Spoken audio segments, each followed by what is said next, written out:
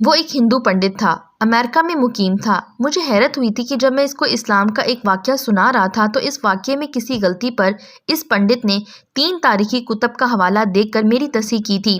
میرا نام حسن شاہ زیب ہے۔ میں اس وقت امریکہ میں مقیم ہوں اور ایک بینک میں ملازمت کرتا ہوں۔ میری پیدائش، پرورش اور تعلیم امریکہ کی ہے، مگر چونکہ میری فیملی کا مذہب سے خاص لگاؤ تھا، میرے والد صاحب اور والدہ صاحبہ دونوں عالم و عالمہ ہیں، لہٰذا مجھے بھی مذہب میں دلچسپی اور اللہ تعالیٰ کی عبادت کرنا وراثت میں مل گیا۔ میں اس بات کا قائل ہوں کہ میرے اللہ نے مجھے ہمیشہ میری اوقات اور محنت سے زیادہ نوازا ہے، اور یہ سب میرے والدین کی برکتوں کی وجہ سے ہے۔ میرے والدین نے میری تربیت کچھ اس انداز میں کی ہے کہ میں کبھی بھی اللہ تعالیٰ کے سامنے خواہشات کا اظہار نہیں کرتا، بس جتنا رب العالمین نے مجھے نواز رکھا ہے اسی پر شکر گزار رہتا ہوں۔ کل آفس میں اسلامی موضوع پر گفتگو ہو رہی تھی۔ میں ایک یمن سے تعلق رکھنے والے جدت پسند مسلمان کو ایک اسلامی تاریخی واقعہ سنا رہا تھا۔ پاس بیٹھا ایک کولیگ جس کا نام چندر لال ہے، انڈیا کی ریاست یوپی سے تعلق رکھتا ہے اور ہندو کا پنڈت ہے۔ اس نے معزت امیز لہجے میں مجھے واقعہ سناتے ہوئے ٹوکا اور 3-4 تاریخی کتب بما مصنفوں کے نام کے ساتھ میرے واقعے کی تصحیح کر کے اس یمن کے بھائی کو بیان کر دیا۔ ایک انسان جو مذہباً ہندو اور پھر ہندوؤں کا بھی مذہبی پیشوا یعنی پنڈت تھا، اس کے منہ سے اسلام کی تاریخ کا اس حد تک علم سن کر میں اور میرا یمن کا مسلمان بھائی حیران رہ گئے۔ جب نشست برخاست ہوئی اور ہم چل کر پارکنگ کی طرف آئے تو ہمارے یمن کے مسلمان بھائی نے ہندو پنڈت چندر لال سے پوچھا کہ تم کو اسلام کے بارے میں کتنی معلومات ہے؟ تو چندر لال نے بتایا کہ میں نے قرآن مجید کا ترجمہ اور احادیث کی کتب کے علاوہ بہت ساری تاریخی اسلامی کتب کا مطالعہ کر رکھا ہے۔ جس پر یمنی دوست نے کہا، تمہیں پورے قرآن پاک کی کسی ایک آیت یا حدیث نے بھی متاثر نہیں کیا؟ تمہارا دل نہیں چاہا کہ تم اسلام قبول کر لو؟ یمنی کولیگ کے منہ سے ایسی باتیں سن کر پنڈت چندر لال مسکرانے لگے اور کہا، میں نے جو کچھ اسلام قرآن و حدیث میں پڑھا ہے وہ مجھے کہیں کسی مسلمان میں نظر نہیں آیا۔ جس دن بھی مجھے قرآن و حدیث پر پورا اترتا ہوا مذہب ملا، میں اس مذہب کو قبول کر لوں گا۔ پنڈت کی یہ بات سن کر میں انتہائی شرمندہ ہو گیا، مگر میرے یمن کے دوست نے بات کو آگے بڑھایا اور بتایا کہ ہم ہی ہیں وہ مسلمان جن کے متعلق قرآن پاک میں بتایا گیا ہے۔ جس پر ہندو پنڈت مسکرانے لگا اور انتہائی دھیمے لہجے میں یمنی سے مخاطب ہو کر کہا، مجھے آج تک آپ کسی بھی زاویے سے قرآن و حدیث میں بتائے گئے مسلمان جیسے مسلمان نہیں لگے، اور ساتھ ہی بتایا کہ میرے گھر کے قریب ایک مسلم فیملی تھی، مجھے ان سے خاص انسیت تھی، میں انہی سے متاثر ہو کر اسلام قبول کرنا چاہتا تھا۔ مگر پھر ایک عجیب واقعہ ہوا۔ میرے پڑوس میں جو مسلم فیملی تھی، ان کے گھر کا سربراہ فوت ہو چکا تھا۔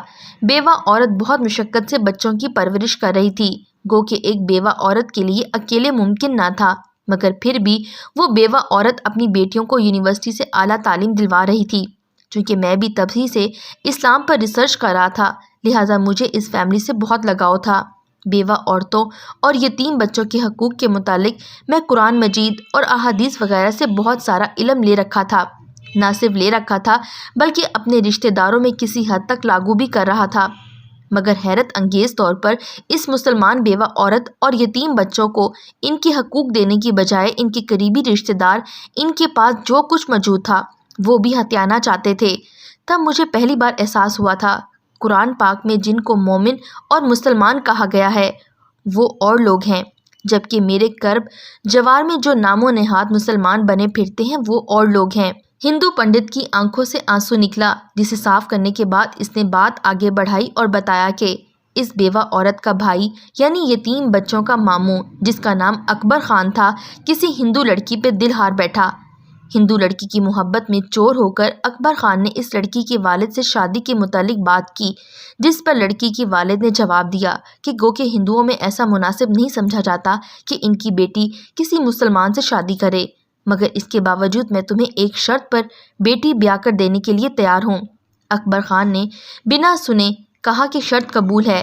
اس ہندو لڑکی کے والد نے شرط رکھی، میری شادی بھی میری بیٹی کی عمر کی کسی لڑکی سے کروا دو۔ اکبر نے اپنے ہونے والے سسر اور اس ہندو لڑکی کے والد کی بات مان لی اور ایک جوان لڑکی کی تلاش شروع کر دی۔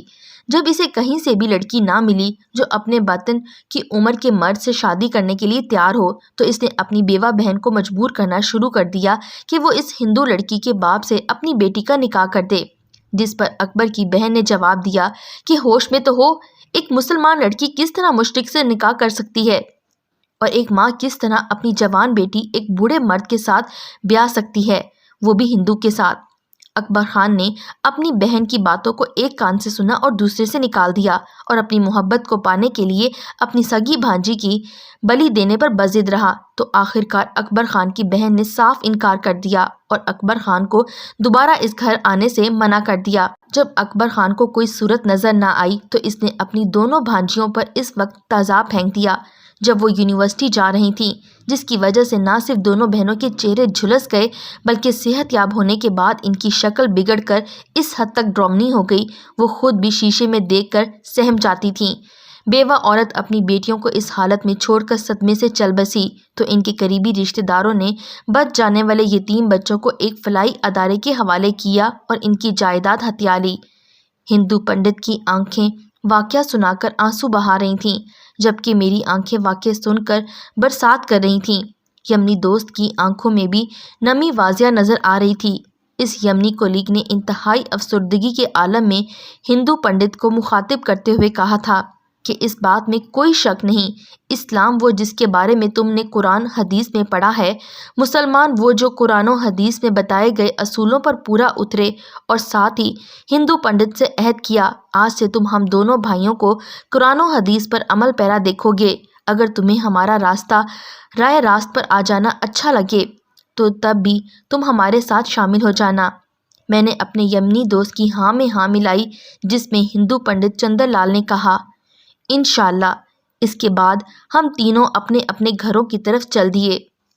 ایک چھوٹی سی دکان چلانے والا شخص خوشی اور سکون کا اظہار کر رہا تھا، اس کے چہرے پر مسکراہٹ سجی تھی اور کم میں خوش رہنے کا ماہر معلوم ہوتا تھا۔ میں نے باتوں باتوں میں پوچھ لیا کہ آپ اپنی آمدن میں خوش ہیں، گزر بسر ہو جاتا ہے، بچوں کے اخراجات پورے ہو جاتے ہیں، گھر کا نظام کیسے چلتا ہے؟ کہنے لگا الحمدللہ، مجھے گھر اور بچوں کو لے کر کسی قسم کی کوئی پریشانی نہیں ہے، اللہ تعالیٰ نے بہترین نظام چلا رکھا ہے اور اس کا جس قدر شکر ادا کروں اتنا کم ہے، لیکن اس چھوٹی سی دکان سے آخر کیسے؟ ہاں، اس کی بڑی وجہ میری بیگم ہے، اور سچ کہتے ہیں کہ ہم مزاج شریک حیات کا ہونا بھی ایک بہت بڑی نعمت ہے۔ دوسری وجہ میری بیگم کا اعتدال اور میانہ روی اختیار کرنا ہے۔ بچوں کے کپڑے، جوتے، اسکول فیس، شادی پر آنا جانا وغیرہ سب وہ خود دیکھ لیتی ہے۔ میں اسے 500 روپے روزانہ دیتا ہوں اور بعض اوقات حیران رہ جاتا ہوں جب وہ میرے مشکل حالات میں کچھ رقم اسی میں سے بچا کر مجھے واپس کرتی ہے، لیکن اب میں نے اس کا بینک میں اکاؤنٹ اوپن کروا دیا ہے، منع کر دیا ہے کہ جو پیسے بچ جائیں وہ مجھے واپس دینے کی بجائے اپنے اکاؤنٹ میں جمع کروا دیا کرو۔ ہم وہ پیسے اپنے بچوں کی اعلیٰ تعلیم کے لیے اکٹھے کر رہے ہیں، میں بھی کچھ نہ کچھ اضافی اس کے اکاؤنٹ میں جمع کروا دیتا ہوں۔ تھوڑا تھوڑا کر کے ہم نے اس اکاؤنٹ میں بچوں کی تعلیم کے لیے 70,000 روپے جمع کر لیے ہیں۔ میں نے کہا ماشاءاللہ، اللہ تعالیٰ آپ کے ان پیسوں، کاروبار اور تعلقات میں مزید برکت عطا فرمائے، آمین۔ میں نے دیکھا ہے کہ جن لوگوں میں انڈرسٹینڈنگ ہوتی ہے، جو ہر مشکل وقت میں ایک دوسرے کے ساتھ کھڑے رہتے ہیں، جو انا، ضد اور طعنوں سے دور رہتے ہیں، جو وقت اور حالات کے مطابق چلتے ہیں، وقت اچھا ہے تو بھی اعتدال اور میانہ روی اختیار کرتے ہیں، وقت برا چل رہا ہو تو ہنستے ہنستے اس سے گزر جاتے ہیں، مگر اپنے درمیان دیوار کھڑی نہیں کرتے۔